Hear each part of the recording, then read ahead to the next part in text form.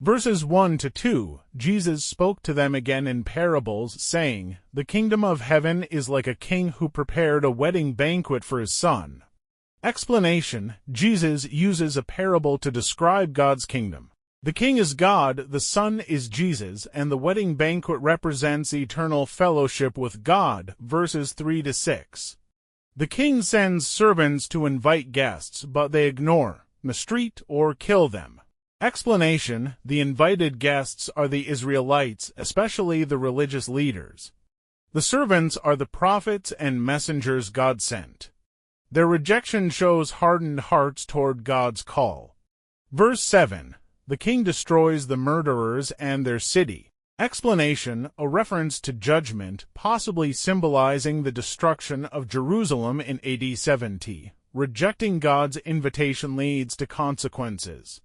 Verses 8 to 10, the king invites everyone, both good and bad, from the streets. Explanation: God's invitation is now open to all people, Jews and Gentiles. This highlights the inclusive nature of the gospel. Verses 11 to 13. One guest isn't wearing wedding clothes and is thrown out. Explanation: the wedding garment symbolizes righteousness through faith. Accepting the invitation without inward change or sincere faith results in exclusion from the kingdom. Verse 14, for many are invited, but few are chosen. Explanation: while the gospel call is universal, only those who truly respond in faith and obedience are accepted. Verses 15 to 17, Pharisees tried to trap Jesus with a question about paying taxes to Caesar. Explanation: a political trap if he says yes, he engage Jews if no. He's against Rome. Verses 18 to 21. Jesus asks for a coin, give back to Caesar what is Caesar's, and to God what is God's. Explanation: Jesus wisely separates civic duty from spiritual devotion. We must respect earthly authorities but give our hearts to God. Verse 22, they are amazed and walk away. Lesson: God's wisdom always silences the schemes of men. Verses 23 to 28, Sadducees, who deny the resurrection, pose a riddle about a woman married to 7 brothers. Explanation: they mock the idea of resurrection by asking whose wife she will be in heaven. Verses 29 to 30, Jesus says they don't understand Scripture or God's power. There's no marriage in resurrection. Explanation: life after death is different.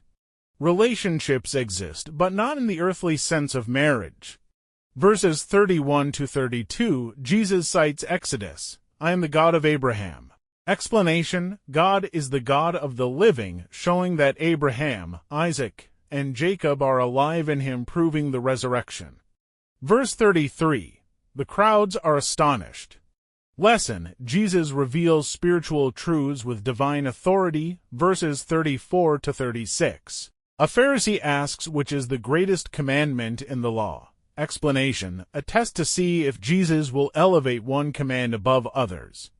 Verses 37 to 40, Jesus replies, love God with all your heart, soul, and mind. Love your neighbor as yourself. Explanation: these 2 commandments summarize the entire law.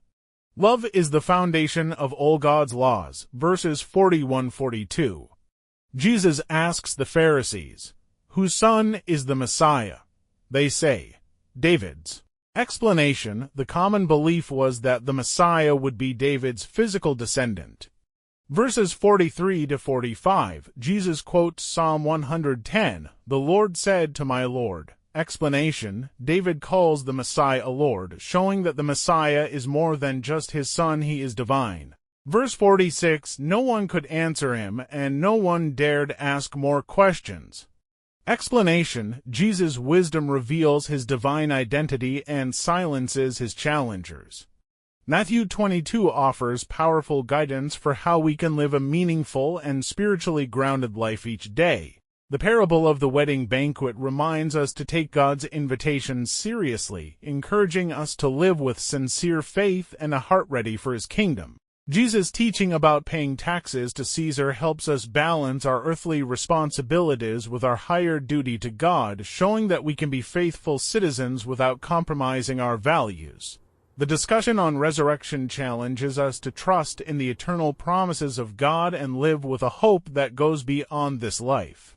When Jesus speaks of the greatest commandments to love God with all our heart and to love our neighbor as ourselves, he gives us a simple yet profound way to live every day, rooted in love, compassion, and kindness. Finally, by revealing his divine identity, Jesus calls us to recognize his authority and follow him not just with words, but through the way we live. In essence, Matthew 22 teaches us to live with purpose, integrity, eternal perspective, and love.